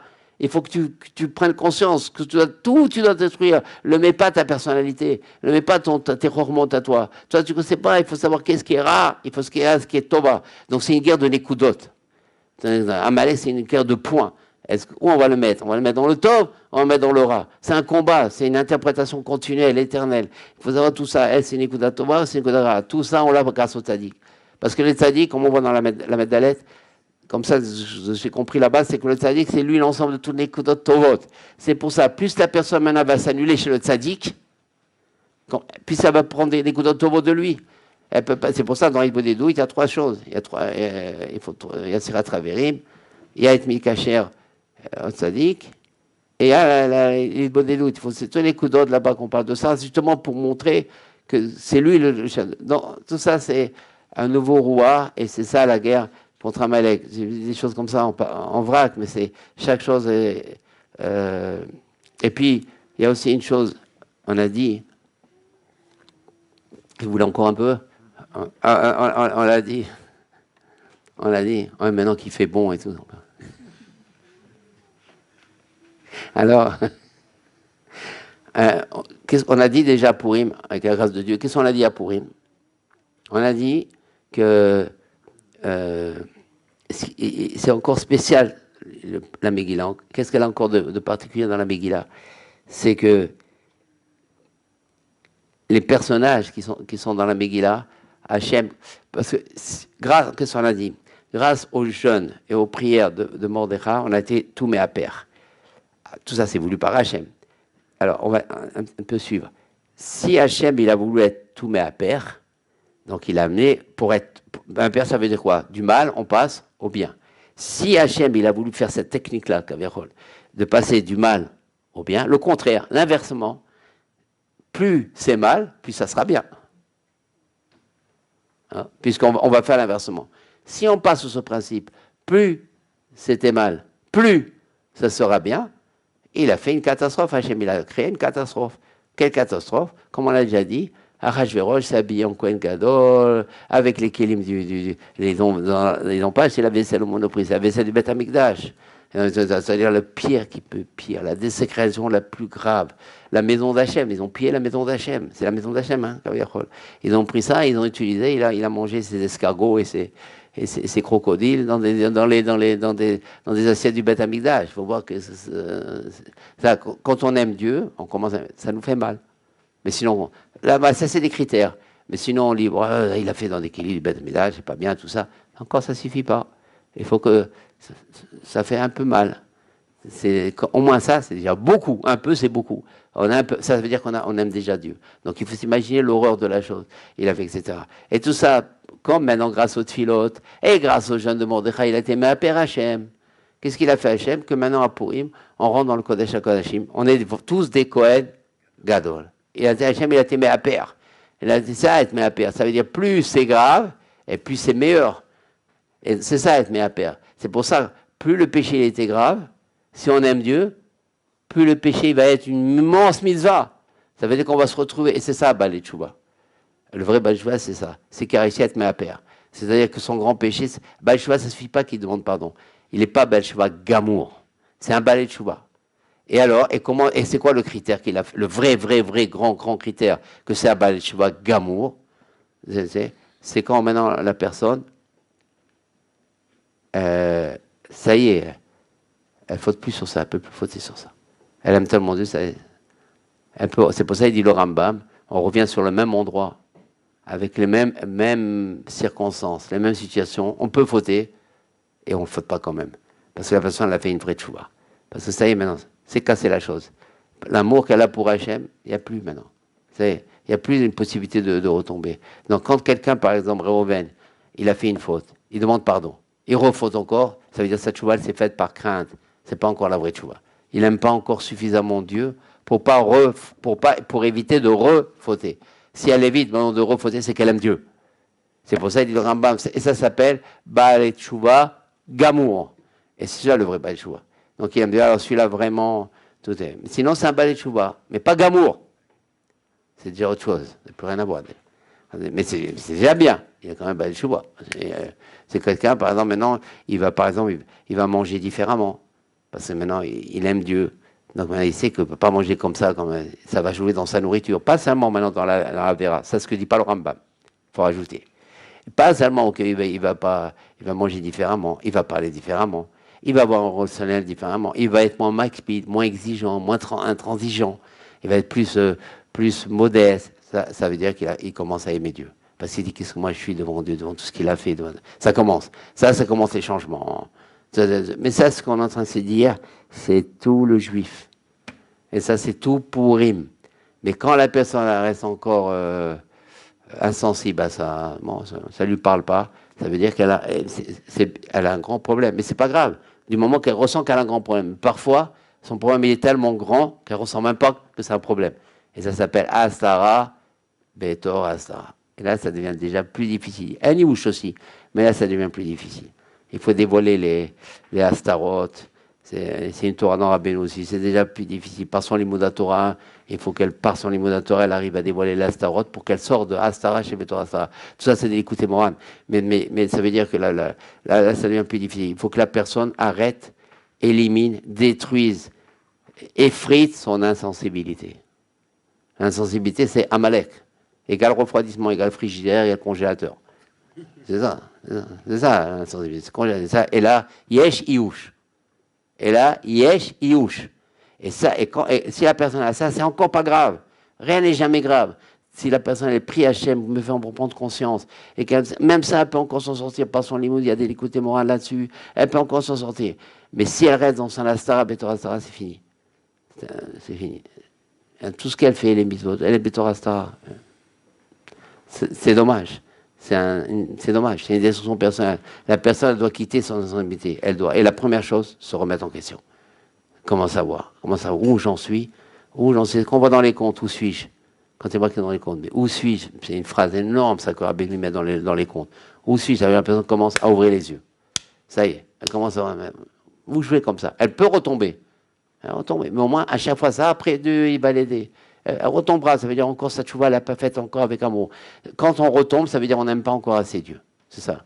On est en train de faire un logiciel pour qu'on retomber égale pas assez aimer Dieu. C'est ça, retomber. Et une fois que la personne a s'aimé dans cette chose, ça y est. On ne m'aura plus maintenant. Elle a une assurance de ça, c'est qu'elle est arrivée à un certain niveau d'amour pour Dieu. Ça, c'est des critères énormément importants. Énormément importants. Et ça, la personne qui ne s'ennuiera pas en haut, c'est la personne qui sait qu'elle ne retombe pas. Elle ne retombe pas. Ça y est, elle fait des efforts pour ne pas retomber. Parce que ce n'est pas Tzadik Gamour, c'est Baal Teshuva Gamour. Tzadik Gamour, c'est lui, même s'il fait des efforts pour tomber, il ne tombe pas. C'est autre chose. Ce n'est pas notre domaine pour le moment. Non, on est dans le Baal Teshuva Gamour, à l'éveil. Pas de Tzadik Gamour. Tzadik Gamour, c'est.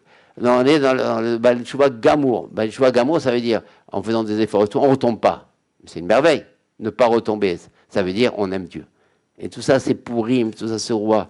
Donc maintenant, même ce qu'on vient d'étudier maintenant, et puis deuxième chose aussi, que donc pour Kodesh HaKodashim, on l'avait marqué dans le verset 4, pardon, dans le chapitre 4, et verset 16. Elle a dit, va rassembler tous les Juifs, elle a dit Esther, va rassembler tous les Juifs qui sont présents à Shushan, et jeûner à ensemble, le manger, ni buvez pendant 3 jours, ni nanana, et puis je me présenterai au roi, pas selon le date, chez l'Okadat. Chez l'Okadat, ça veut dire pas selon la loi du roi, mais ici ça veut dire pas selon la religion, parce que il dit dans le Midrash Rabbah,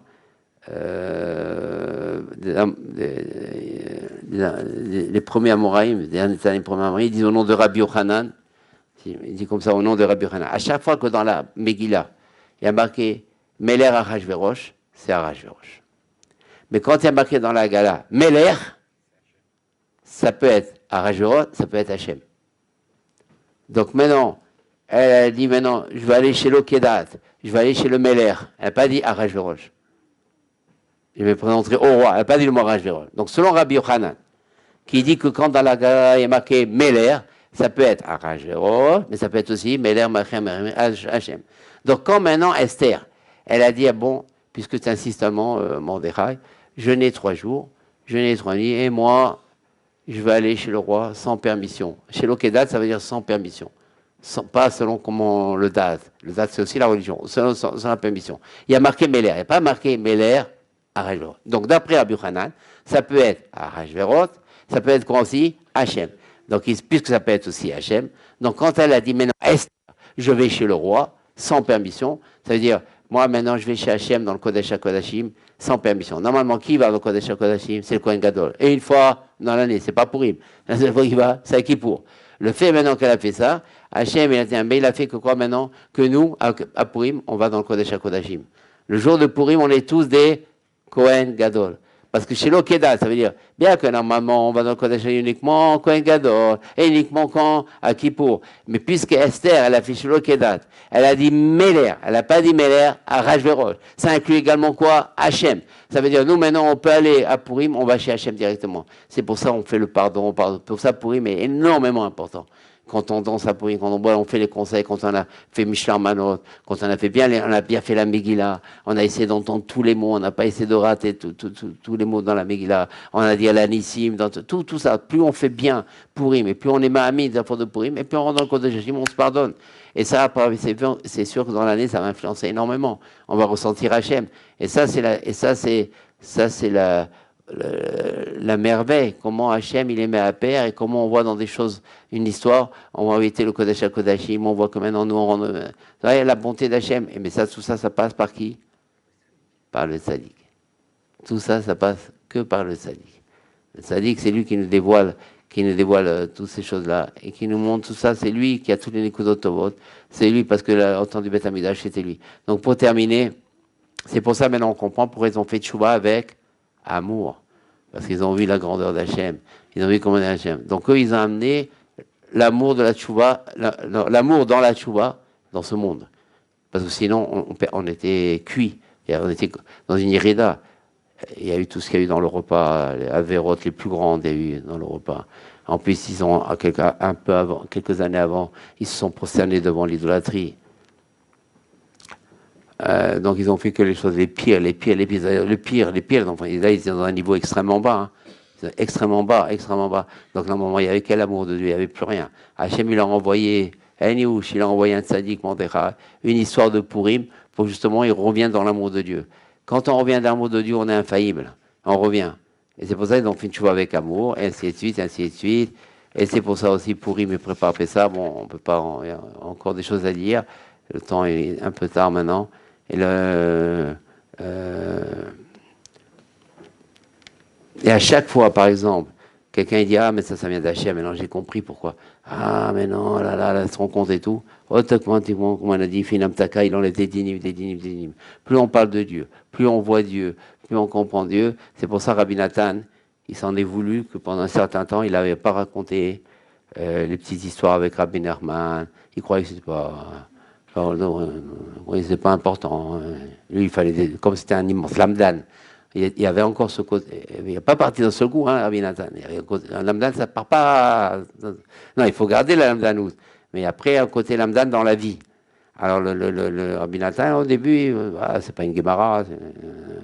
Et après, il s'en est voulu. Il a dit pourvu que je ne sois pas puni de ne pas avoir marqué chaque parole, chaque histoire de Rabbi Nachman, chaque chose qu'on croit que c'est rien. On croit que c'est mais ça, c'est maintenant. Il a s'en est après, il écrivait tout. Et ça, tous les sirotaran, tous les qu'il a raconté. Mais il s'en est voulu. Il a dit pourvu que je ne sois pas puni de ça. Pourquoi?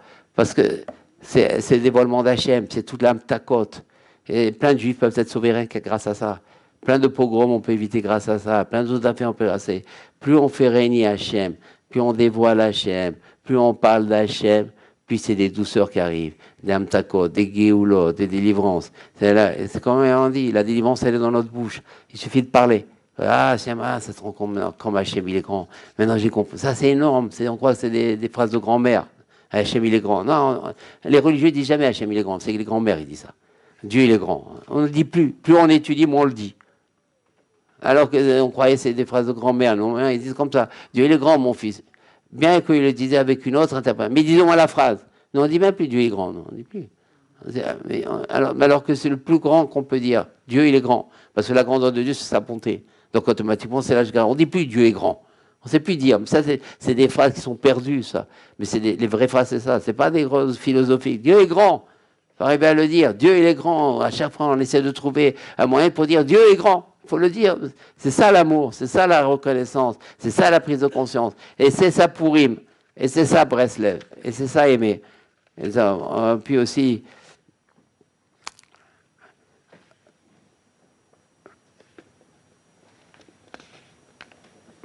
bon, il faut arrêter peut-être. Bon, on a dit en tous les cas que grâce à Purim, on prépare Pessah, donc, parce que Pessah c'est fait pour s'éloigner de l'amour de l'argent. Faire de l'argent un moyen et pas un but. Mais un moyen, ça veut dire qu'on l'utilise. Ça sert comme moyen. L'argent, c'est pour dépenser, mais à des bonnes choses. Et Purim aide à ça. Puisque si on dit que Purim prépare Pessah, puisqu'on a la lumière tout ça, et le Seder, il est différent, la Matzah, elle est différente. C'est pour ça que ce Purim est important. Le Purim qu'on n'a pas. Et même ce qu'on fait maintenant, ça prépare Pessah. Parce qu'il y a après la parachat de Para, tout ça, on ne peut pas le temps maintenant. Mais en fait, ce qu'on est en train de faire maintenant, on prépare Pessah. Même si on ne cuit pas la matzah, mais on prépare. On est en train de faire Pessah maintenant. On est en train de. Toutes les sigoulas de Pessah, on est en train de les faire maintenant. On ne s'en rend pas compte. C'est pour ça qu'il y a une manifestation pour nous bloquer. Parce que c'est rare qu'il y ait deux manifestations en même temps. C'est très rare. Et déjà, c'est un dimanche. Je ne pensais pas. On va utiliser tout ça. Dès que j'ai vu qu'il y a deux manifestations, j'ai compris.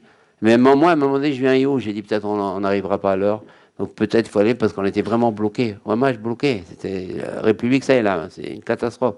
Et bon, mais comme on a insisté, mais en vérité, c'est justement pour nous éviter de préparer Pessah.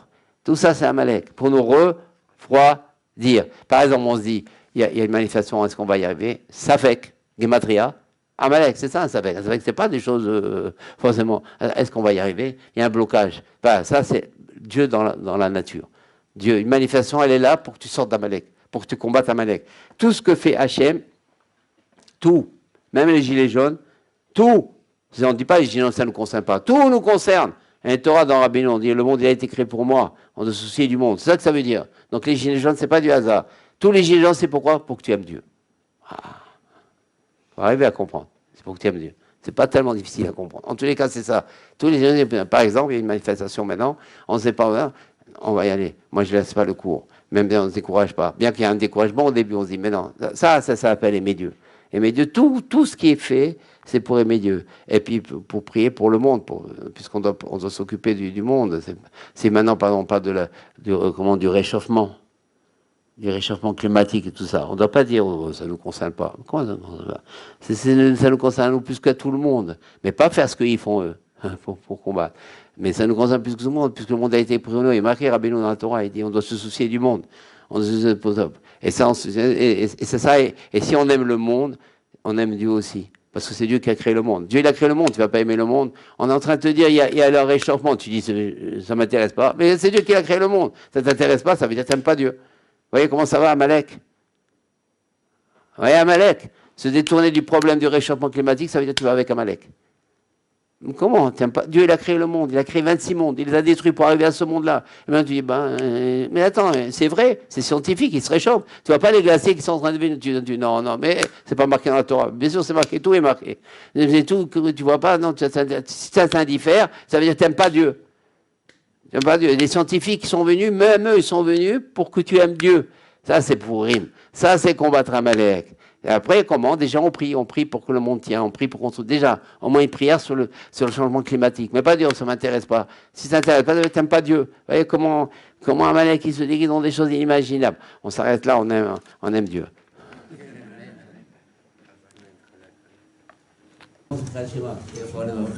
D'abord, tu m'aimes.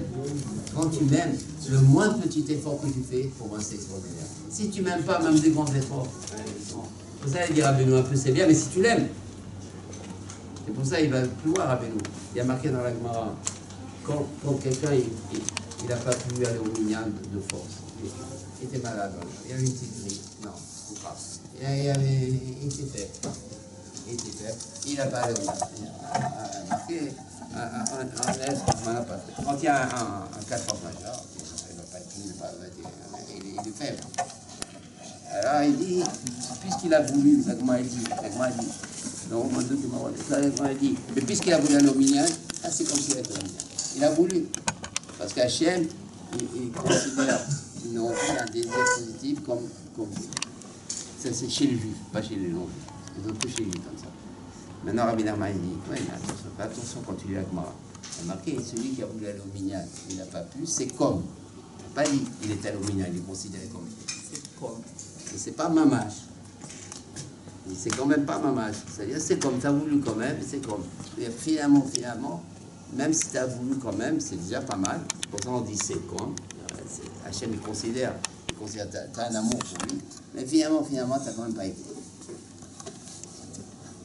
Ça va loin. Finalement, tu n'as quand même pas été.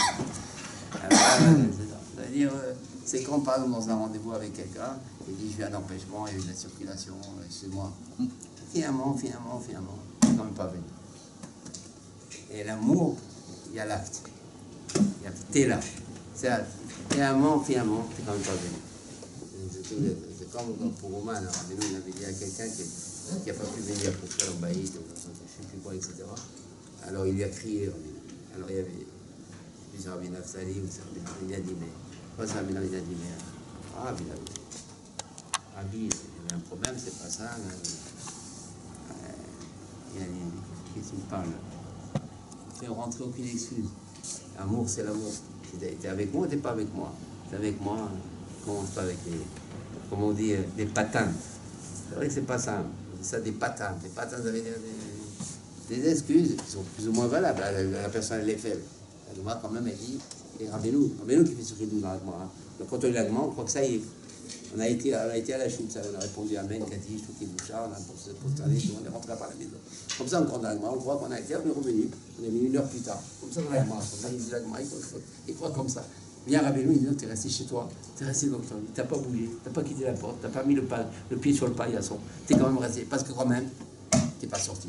Bien sûr que c'est pas facile, on reprit qu'on s'en a jamais fait, on peut critiquer ni sur nous, sur personne. Mais ça veut dire combien l'amour, c'est ça.